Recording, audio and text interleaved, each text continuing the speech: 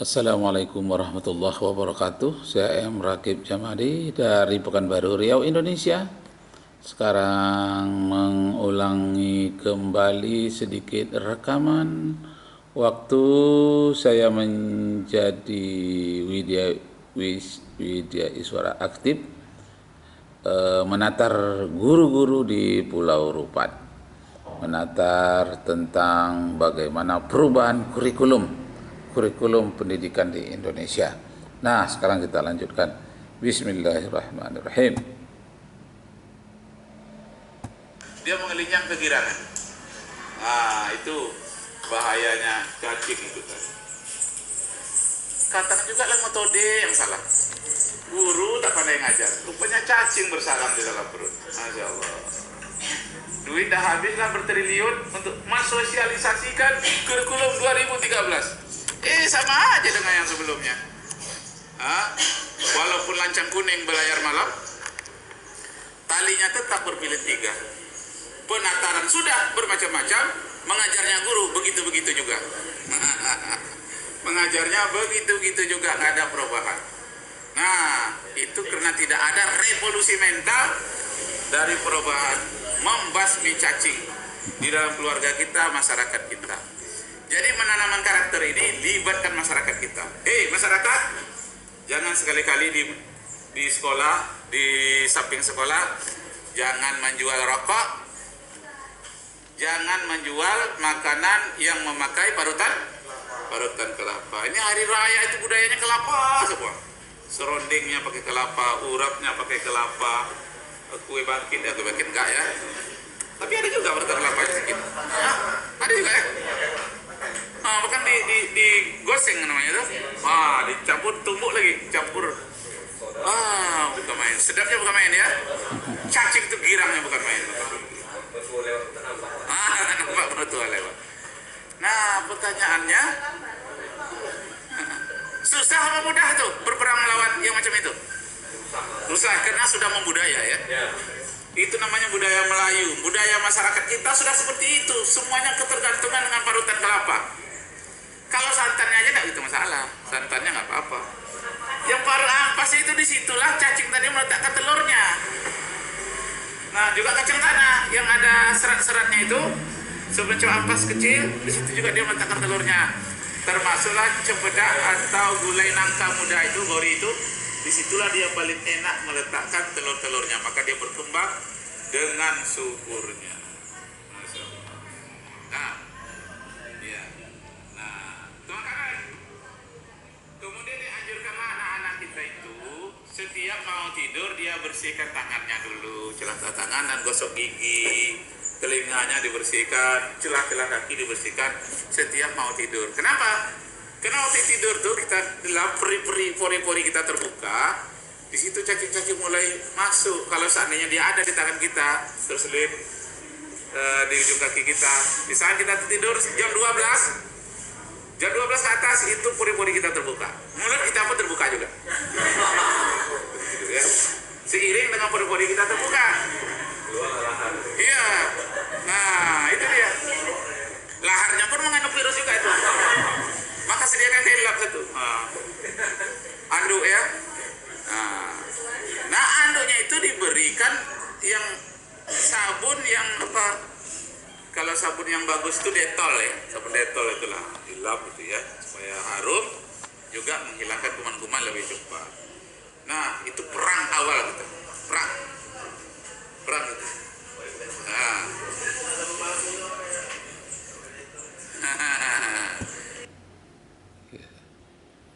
Nah, Bapak Ibu saudara-saudara sekalian, di dalam menghadapi persoalan pendidikan di Indonesia, baik itu masalah kebersihan, masalah kurikulum, masalah dana, dan banyak masalah-masalah lain yang terkait dengan dunia pendidikan, termasuk bacaan-bacaan dan sumber ilmu pengetahuan lainnya.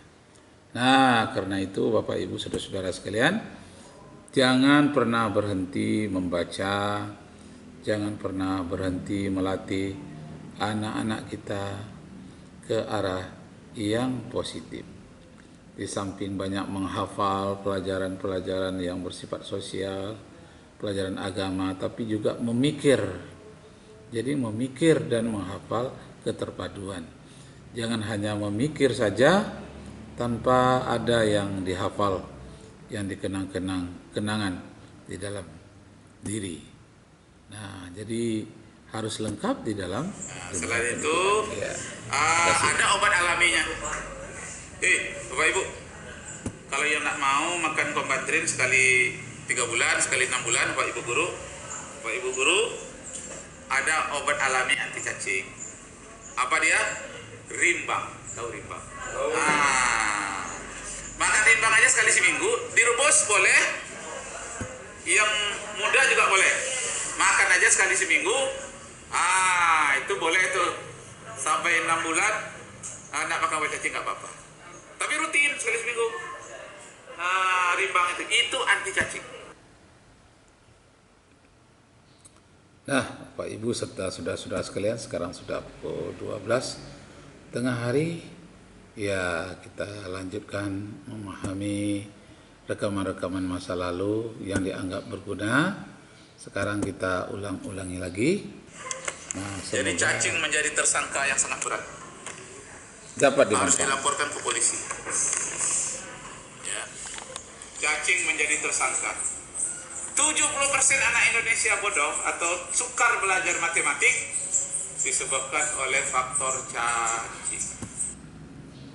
Nah, apa saja faktor-faktor yang menyebabkan anak-anak Indonesia tertinggal dalam belajar, terutama di daerah desa-desa, di daerah pinggiran kota, di mana anak-anak susah untuk mendapatkan informasi, susah untuk mendapatkan bimbingan. Karena itu kebiasaan cinta ilmu, kebiasaan dalam rumah tangga haruslah dibina, haruslah dipupuk agar tumbuh kebiasaan-kebiasaan yang baik. Sambil-sambil dalam kendaraan pun bisa memberikan pendidikan terhadap keluarga. Misalnya seperti berikut ini. Hari ini saya akan bacakan ayat Al-Qur'anul Karim. A'udzubillahi minasyaitonir rajim.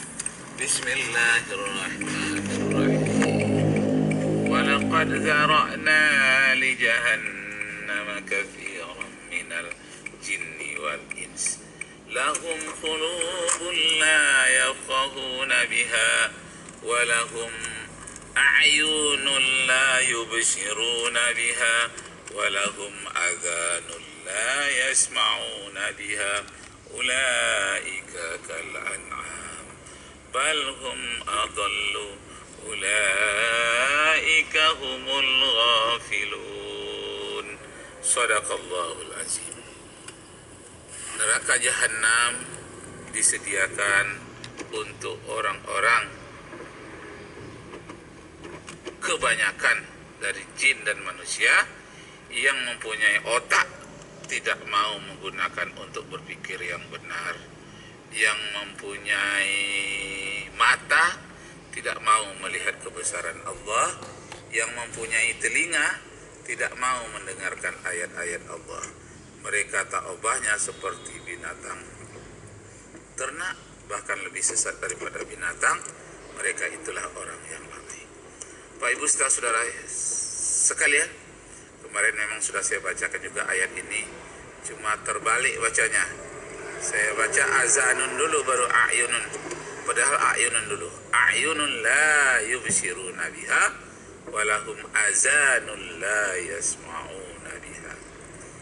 Nah, Bapak Ibu saudara-saudara sekalian, manusia yang tidak mendengarkan ayat-ayat Allah, artinya mereka mendengarkan hal-hal yang lain yang dapat menyesatkan manusia dari petunjuk Allah Subhanahu wa Ta'ala.